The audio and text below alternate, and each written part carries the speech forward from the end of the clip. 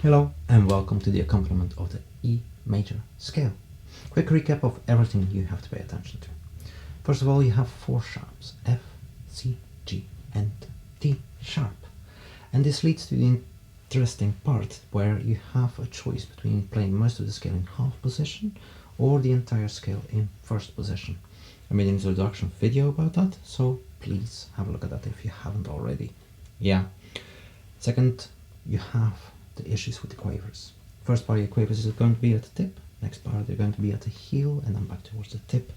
Now, the sound on the bow is very different at the heel than it is at the tip. It tends to be loud and almost gritty towards the heel and kind of fuzzy at the tip, unless you actually pay attention to that. So you have to think to play delicately or quietly towards the heel, and crescendo, which means getting louder a little bit towards the tip, to compensate for the fact that the bow naturally sounds a lot quieter here than it does there. Yeah, so pay attention to those things. Now my accompaniment is very straightforward. It's a couple of quavers at the beginning of the bar while you have your sustained notes. And then when you do the quavers, the 1/8 notes, I have a note on the fourth beat somewhere in the middle of that, yeah? So together with your third quaver, I play my last note. Now we get to the beginning of the next bar, where again I have some quavers, yeah? Now that means that while you have that sustained note, I'm playing 3 different notes, which will help you work on the intonation, yeah? And then when you do the quavers, you should pay attention to the articulation and sound quality. I'm not doing much anymore, so I'm not interrupting anything whatsoever.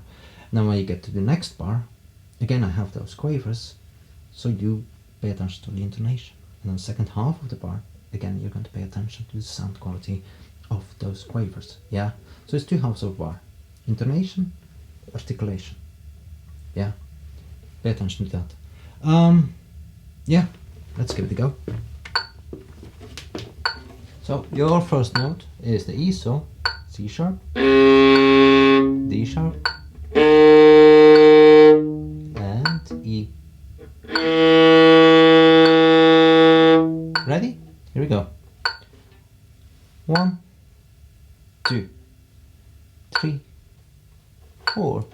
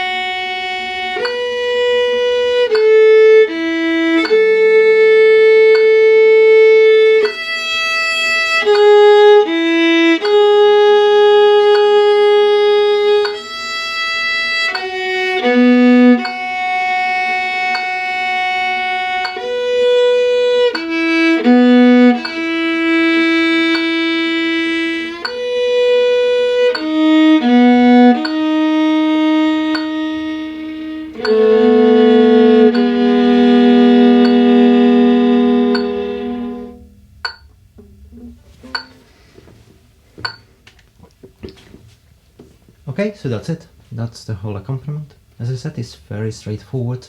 It's very gentle, so use it to work on your intonation and your articulation.